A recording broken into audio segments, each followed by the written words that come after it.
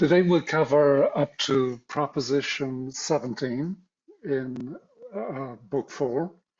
We'll be able to cover this quite quickly because the material is really straightforward. We don't need to attend to the proofs in any great detail. It's really all directed at answering this question that Spinoza raised in the opening paragraph to the preface. The question of why it is that we are so often compelled, seeing what is better, to nonetheless do what is worse. Okay, why we find ourselves so often prey to conflicting desires. So all of these propositions are concerned solely with explaining the strength of the emotions with which we are assailed and why they frequently conflict with each other. So we did Proposition 1 last day. I'll start off with Proposition 2. The Propositions 2 to 6 are all direct consequences of this axiom. There is no individual thing in nature than which there is not another more powerful and strong. Whatsoever thing be given, there is something stronger whereby it can be destroyed.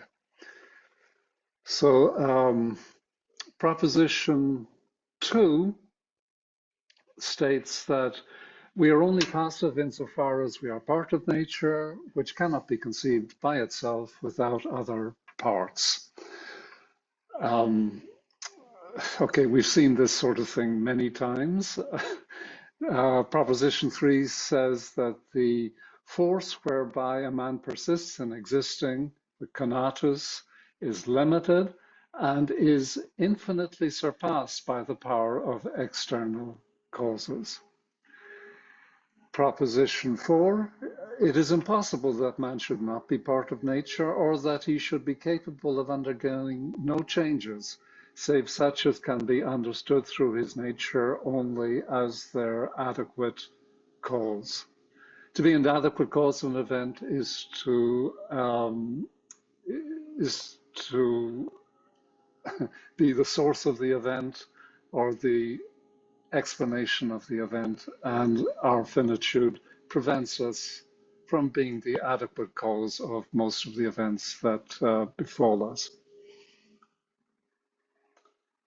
So the conclusion is that it follows that man is necessarily always a prey to his passions, that he follows and obeys the general order of nature, and that he accommodates himself thereto as much as the nature of things demands. So Spinoza's stance is going to be much more realistic than the Stoics, who maintained that it was possible in principle to completely extirpate the passions. We are always prey to our passions, and that is the human condition. Proposition 5 states that the power and increase of every passion and its persistence in existing are not defined by the power whereby we ourselves endeavor to persist in existing, but by the power of an external cause compared to our own. And Proposition 6, the force of any passion or emotion can overcome the rest of a man's activities or powers so that the emotion becomes obstinately fixed in him. Okay, everyone knows this from personal experience. So moving on, Proposition 7 states essentially that you can't think your way out of an emotion. An emotion can only be controlled or destroyed by another emotion contrary thereto and with more power for controlling emotion. Remember, Spinoza has this dual aspect view of human nature. Okay, we are a body and a mind, but those two for Spinoza are just two ways at looking at one and the same thing. that all of our cognitions have an affective aspect, all of our affects have a cognitive aspect. So knowledge and emotion, reason and emotion are not opposing principles. They are, for Spinoza, two sides of the same coin. So he just reiterates this in the corollary. An emotion, insofar as it is referred to the mind, can only be controlled or destroyed through an idea of a modification of the body which is contrary to or stronger than that which we are undergoing. Because all emotions are bodily as well as mental. In particular, knowledge of good and evil is emotional. Proposition 8 says that the knowledge of good and evil is nothing else but the emotions of pleasure or pain insofar as we are conscious thereof. Remember, pleasurable emotions are those in which our power of activity, the conatus, is increased, and we judge that increase to be good. Conversely, painful emotions, as we've seen several times in part 3, they are situations in which our power of activity, the conatus, decreases, and that is experienced as a painful emotion. So nothing new here. Okay, now he has a sequence, a fairly long sequence about the relative strengths of different emotions depending on whether the object of the emotion is something that is in our present experience or in the past or in the future or something that we construe as necessary or merely possible or contingent. And these considerations will in particular apply to our desires, and Spinoza will use this account to explain why we so often experience our situation as being one of conflicting desires, the problem of akrasia, of knowing what is best but following what is worst.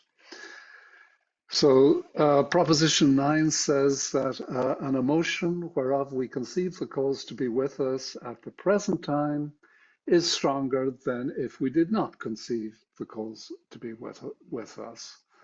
And an immediate corollary of this is that the image of something past or future, that is, of a thing which we regard as in relation to time, past or future, to the exclusion of time present, is, when other conditions are equal, weaker than the image of something present.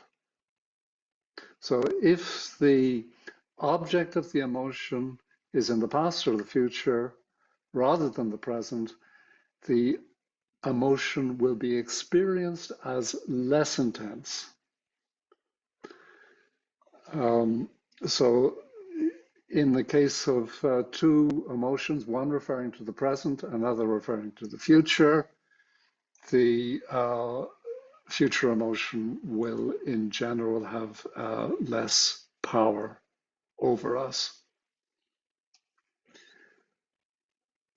And he nuances this in proposition 10 by saying that the further we look into the future, the less the emotion will have power over us. Okay, so this is the thing known as hyperbolic discounting in behavioral economics. Everyone is familiar with it from personal experience. Okay, smokers smoke in the present because a price that they will pay in the future is hyperbolically discounted. Okay, again, he can say the same thing about emotions in the past. The remembrance of what we conceive to have not long passed away affects us more intensely than the memory of something in the remote past.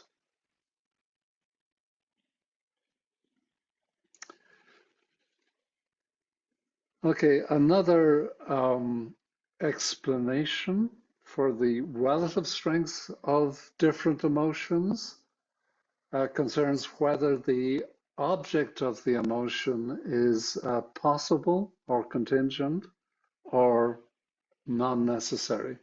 Okay, here I'm going to have to take a minute to explain the terminology. Um, Spinoza explains what he means by contingent in the second scholium to Proposition 33 in Book 1. To say that something is contingent is to say that it might not have been or could have been otherwise. And for Spinoza, this is purely an epistemic characterization, because for Spinoza, uh, everything that is the case is necessarily the case. And our judgment that something is contingent is merely what he calls a defect in our knowledge. Now, in the definitions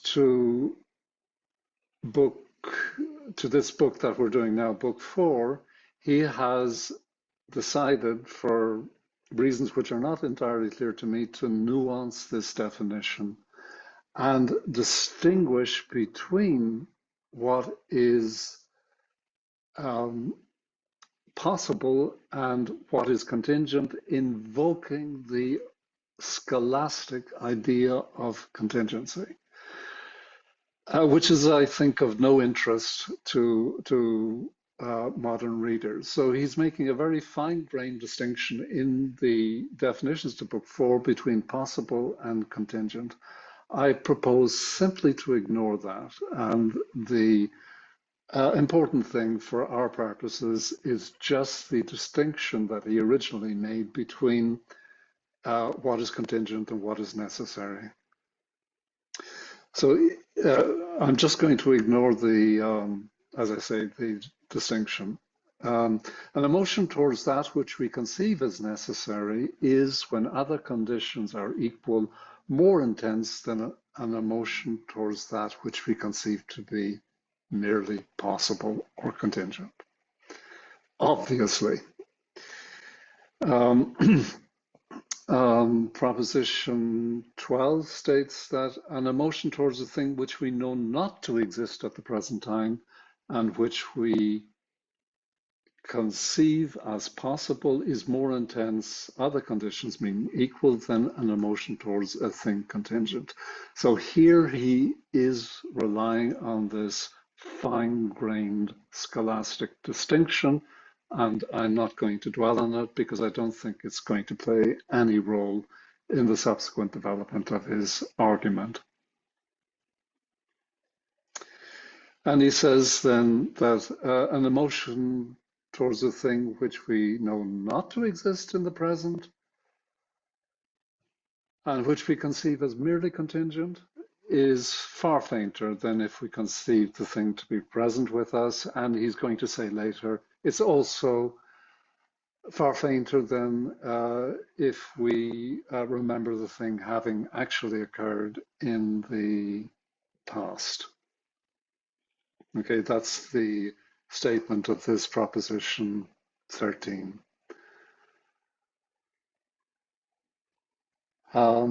Okay, so he now reiterates this idea, which we've seen a few times already. Emotion trumps knowledge of good and evil. Okay, we saw that, for instance, in the very first proposition in this sequence, Proposition 1 of Book 4. A true knowledge of good and evil cannot check any emotion by virtue of being true, but only insofar as it is considered an emotion. And in particular, this applies to the emotion of desire. Desire arising from the knowledge of good and bad can be quenched or checked by many of the other desires, other emotions arising from, well, the emotions whereby we are assailed. Remember, he's aiming to come back to this problem of akrasia, okay, concerning how it is that we so frequently experience ourselves as prey to conflicting desires. So the general statements he has made about the strength of emotions related to time and contingency, he reiterates them now in the special case of desires. Okay, so he says in proposition 16, desire arising from the knowledge of good and evil, insofar as such knowledge regards what is future, may be more easily controlled or quenched than the desire for what is agreeable at the present moment. Nothing new here, nor in proposition 17. Desire arising from the true knowledge of good and evil, insofar as such knowledge is concerned with what is contingent, can be controlled far more easily still than desire for things that are present.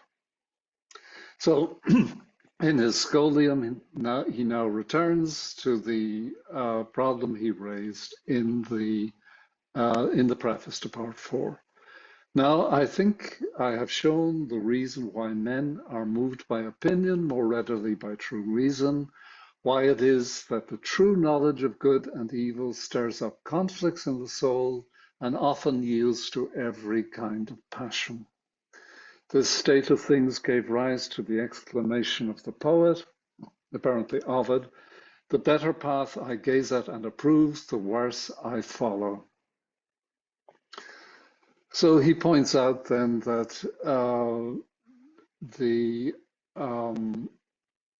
his reason for dwelling on this for so long is that it is necessary to know the power and infirmity of our nature before we can determine what reason can do in restraining the emotions and what is beyond her power. I have said that in the present part I shall merely treat of human infirmity. That's this whole sequence of propositions 1 to 17 in book 4. The power of reason over the emotions I have settled to treat separately. So that will be the next development in book 4, which we will cover next day.